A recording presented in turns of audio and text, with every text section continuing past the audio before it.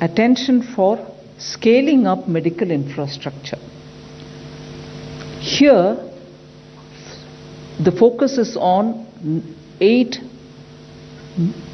non-metropolitan, meaning other than 8 metropolitan cities, the health and medical infrastructure in all other areas, all other towns, tier 2, tier 3 will be focused. So we are not looking at the 8 metropolitan, we are looking at all others.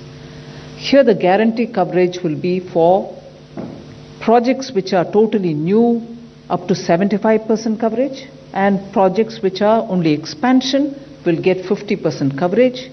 The loan which will be given will be to a maximum amount of 100 crores.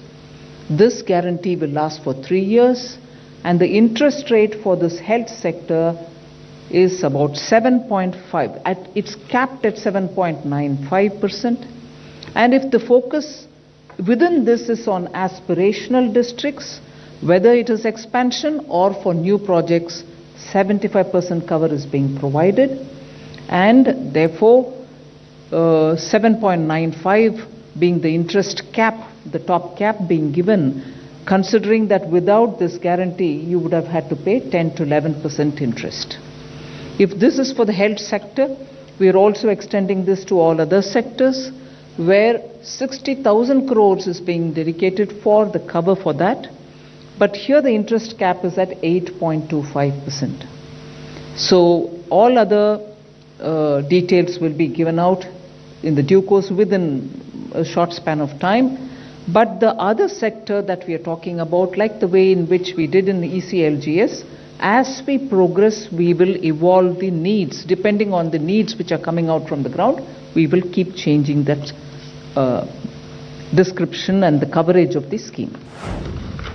The next one is an additional 1.5 lakh crore for emergency credit guarantee scheme, which was launched last year after the Atmanirbhar package. Now, that was up to 3 lakhs, if you remember, 3 lakh crores. And of that, through the ECLGS, before I go into this, the Hindi version of the, sorry about that. धन्यवाद माननीय वित्त मंत्री जी। जैसा आप सबको विदित है कि कोविड महामारी के चुनौतियां जो देश और दुनिया के सामने आई, पिछले वर्ष भी माननीय वित्त मंत्री जी ने 29 लाख करोड़ से ज़्यादा का आत्मनिर्भर पैकेज देश के सामने दिया था राहत के रूप में। एक बार फिर आर्थिक राहत का ये पैकेज जो है ये लेकर आपके बीच में आए हैं, जिनमें अलग अलग क्षेत्रों को इसमें सम्मिलित किया गया है। पहला एक क्षेत्र ऐसा है जहां पर स्वास्थ्य चिकित्सा की जब बात करते हैं तो उसका बहुत बड़ा महत्व है। इस सेक्टर के लिए कुल मिलाकर देखा जाए तो कोविड प्रभावित क्षेत्रों के लिए, सेक्टर्स के लिए 1,01,000 करोड़ रुपए की क्रेडिट गारंटी योजना लेकर आए हैं। और हेल्थ सेक्टर जो है विशेष तौर पर इस पर बल दिया गया, 50,000 करोड़ रुपए इसके लिए रखा गया है। और प्रमुखता से उन क्षेत्रों के लिए जहां पर स्वास्थ्य की सुविधाएं उस स्तर पर नहीं पहुंच पाई थी, अनडिजर्व्ड एरियाज जो थे, उनको मद्देनजर, उनको ध्यान में रखकर उस उद्देश्य के साथ कि चिकित्सा के आधारभूत ढांचे के विस्तारीकरण के लिए इस पैसे का इस्तेमाल किया जाएगा। और इसमें जो गारंटी कवर है वो उन प्रोजेक्ट्स के लिए जिसका विस्तारीकरण हो रहा है उनके लिए भी, जो नए प्रोजेक्ट्स हैं उनके लिए भी लेकर आए हैं, जिसमें स्वास्थ्य और चिकित्सा के आधारभूत ढांचे को बल मिलेगा। लेकिन ये 8 महानगरों के अलावा जितने क्षेत्र हैं उसके लिए दिया जाएगा। इसमें गारंटी की कवरेज जो है वो 50% विस्तार वाले प्रोजेक्ट्स के लिए होगी और 75% नए प्रोजेक्ट्स के लिए होगी। जो आकांक्षी जिले हैं हमारे, उनमें भी गारंटी की कवरेज जो है वो 75% रहेगी, चाहे विस्तारीकरण के लिए हो या नए प्रोजेक्ट्स के लिए हो। तो एस्पिरेशनल डिस्ट्रिक्ट्स में 75% गारंटी कवर रहेगा, नए प्रोजेक्ट्स के लिए भी और विस्तारीकरण वाले प्रोजेक्ट्स के लिए भी। जबकि 8 महानगर के अलावा जो बाकी रह गए हैं उनमें विस्तार के लिए 50% और नए प्रोजेक्ट्स के लिए 75% गारंटी कवर रहेगा। मैक्सिमम ऋण इसमें 100 करोड़ तक का मिल पाएगा और गारंटी की अवधि 3 वर्ष तक की रहेगी। इंटरेस्ट रेट जो है इसको सीमा इसकी लगाई गई है 7.95%, जो मार्केट से बहुत कम भी है। और इसके अलावा इसकी गारंटी जो है वो national credit guarantee trust company देगी।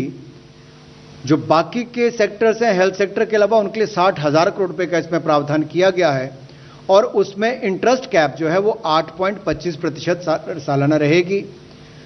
इसकी जो डिटेल्स हैं आपको बाद में बता दी जाएंगी।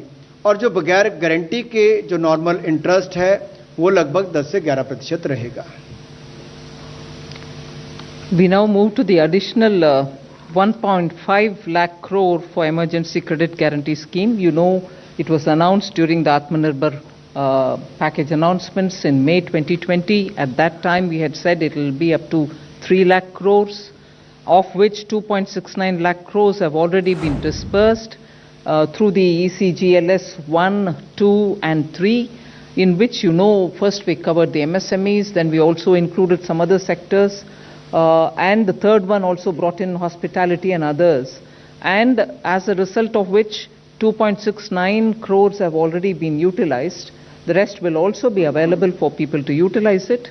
Now we are enlarging the scope of the ECGLS itself, where it was up to 3 lakh crore. Now we are bringing in another 1.5 lakh crore under the emergency credit line guarantee scheme. Now here, sector-wise details will be given sooner based on the evolving needs, and the overall cap for admissible guarantee has been raised to 4.5 lakh crores. जिसमें कुल मिलाकर 3 लाख करोड़ रुपए का प्रावधान किया गया था।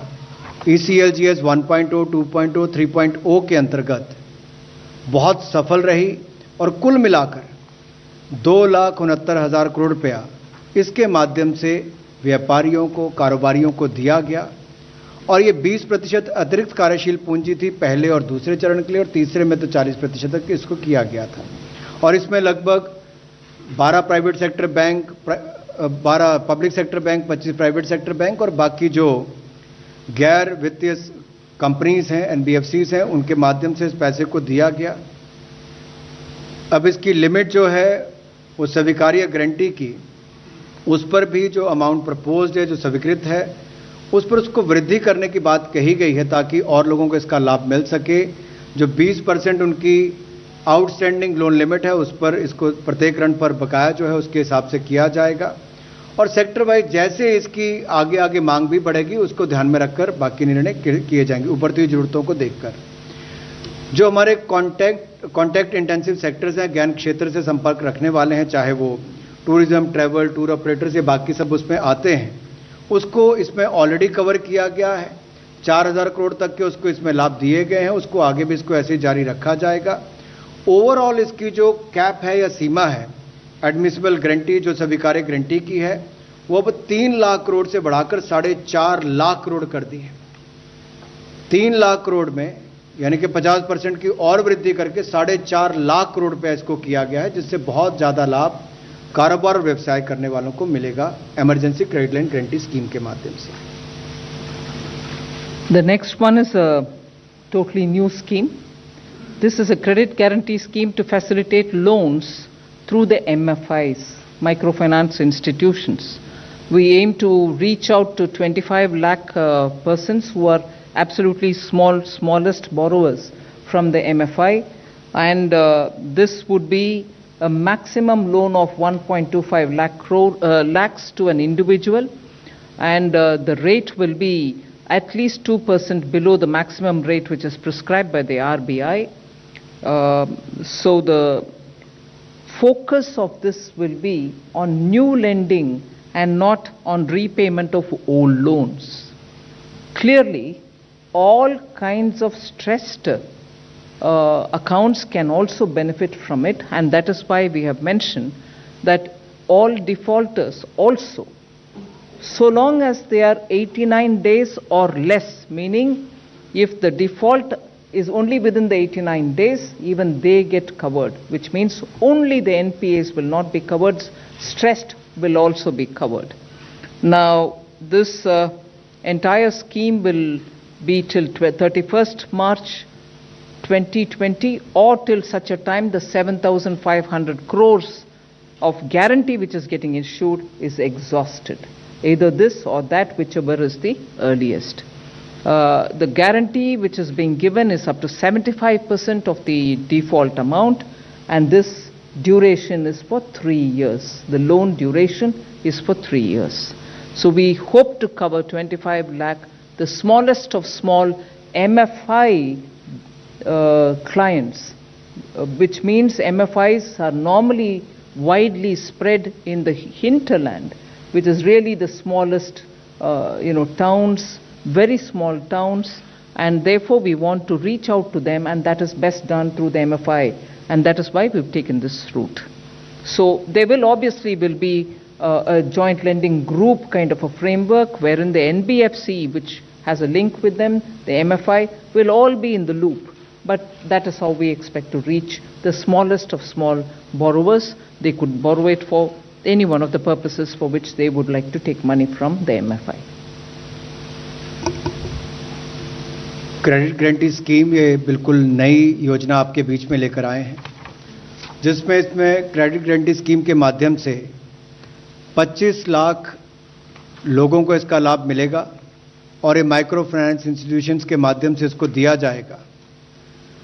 1.25 लाख रुपए तक का ऋण इसमें मिल सकता है और लगभग 25 लाख जो छोटे कर्जदाता हैं, उधारकर्ता हैं, उनको इसका लाभ मिलेगा। और इसकी जो कैपिंग की गई है ऋण की, वो लोन फ्रॉम बैंक्स, उसको कैप किया गया MCLR प्लस 2%, इससे ज़्यादा नहीं हो सकता। RBI की गाइडलाइंस जो निर्धारित हैं उसके अनुसार ही इंटरेस्ट रेट 2% कम होगा, मैक्सिमम प्रिस्क्राइब रेट से कम होगा, निर्धारित रेट से 2% कम होगा, तो इससे भी उधारकर्ताओं को लाभ मिलेगा। और इसकी जो समय अवधि है वो 3 वर्ष की होगी। मैक्सिमम लोन जो टेन्योर है इसका समय सीमा मैक्सिमम 3 वर्ष की होगी। और 80% सहायता जो है वो माइक्रो फाइनेंस इंस्टीट्यूशंस को वृद्धिशील उधार देने के लिए करनी पड़ेगी, इंक्रीमेंटल लेंडिंग के लिए करनी पड़ेगी, ये उसमें कहा गया है। और ये जो कर उधारकर्ताओं को दिया जाएगा ये बिल्कुल RBI गाइडलाइंस के अनुसार होगा। जैसे लेंडर्स के लिए जो गाइडलाइंस है, बोरोवर्स के लिए जो गाइडलाइन है JLG के अंतर्गत भी, और सीलिंग भी जो हाउस होल्ड पर है उसको भी इनकम, डेट और ये सारी बातें ध्यान में रखकर किया जाएगा। पात्र कौन हो सकते हैं, ये एक बड़ा महत्वपूर्ण यहाँ पर है। योग्य लोग कौन होंगे, पात्र कौन होंगे? अगर कोई डिफॉल्टर भी जिसका 89 डेज तक, जिन्होंने अभी अपनी ब्याज की किस्त वापस नहीं की, डिफॉल्ट किया होगा, ऐसे उधारकर्ताओं को भी उसमें पात्र माना जा सकता है, उनको भी इसका लाभ मिलेगा। गारंटी इसमें 75% तक दी जाएगी और 3 वर्ष का उसके समय अवधि रहेगी। नेशनल क्रेडिट गारंटी ट्रस्ट के माध्यम से होगी और इसमें कोई गारंटी फी चार्ज नहीं की जाएगी। इसमें लगभग 7,500 करोड़ रुपया का प्रावधान होगा और 31 मार्च 2021 तक इसकी अवधि है। या 7500 करोड़ पहले इस्तेमाल हो जाए तब, या 31 मार्च 2022 तक इसका लाभ आप उठा सकते हैं। We move over to the 4th of the 8 relief packages that I mentioned. This pertains, and this is a totally new thing. We are trying to help revive tourism. We are extending financial support to more than 11,000 registered tourist guides, travel and tourism stakeholders. So this is a totally new one, as I said earlier. This scheme will cover about 10,700 regional level tourist guides who are recognized by Ministry of Tourism and tourist guides who are recognized by state governments. Travel and tourism stakeholders, which is literally the terminology used to talk about travel agents, I suppose, who are recognized by Ministry of Tourism, will also be covered here. What do they get? They get 100% guaranteed credit of 10 lakhs for the TTSs who are agents or travel agencies, and 1 lakh for tourist guides who are licensed either by the regional or the state level authorities. Now, what is this credit being given to? It's really a retail kind of a loan wherein they can take this credit for whatever purpose they would want to use it for, whether it is for buying a vehicle, whether it is for any other expenditure that they may want to have to incur. So there are no processing charges. The waiver, they will complete waiver will be given for any foreclosures or prepayment, and this would be administered by the Tourism Ministry. And the fund for this, just to draw your attention, is also included in that first announcement that we made, that other sectors which get 60,000 crore guarantee, this will also be one of that.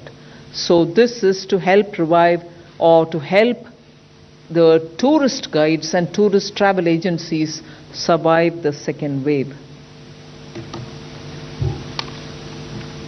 पर्यटन का क्षेत्र भारत में बहुत महत्वपूर्ण भी है, बहुत रोजगार भी, स्वरोजगार के अवसर भी उत्पन्न करता है, और इससे जुड़े हुए उद्योग को, पर्यटन को पुनर्जीवित करने के लिए एक बड़ा कदम ये नई योजना के माध्यम से उठाया गया है, जिसमें वित्तीय सहायता 11,000 से ज़्यादा ऐसे टूरिस्ट गाइड्स और ट्रैवल और टूरिज्म के जुड़े हुए जो बाकी स्टेक होल्डर्स हैं उनके लिए किया गया है।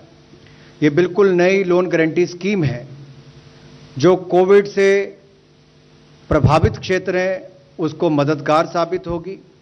इसमें कार्यशील पूंजी भी आपको मिलेगी, व्यक्तिगत ऋण अगर आपने लिए होंगे उसके लिए भी आपको लाभ मिलेगा, और इससे जो पर्यटन सेक्टर से प्रभावित लोग हैं वो अपने देनदारी का निर्वहन कर सकें, उस दृष्टि से इस योजना को लाया गया है। वो अपना वापस व्यापार या व्यवसाय शुरू कर सकें, उस दृष्टि से इसको लाया गया है, या कोई नया कारोबार भी शुरू करना चाहे तो उस दृष्टि से उसकी मदद करेगा।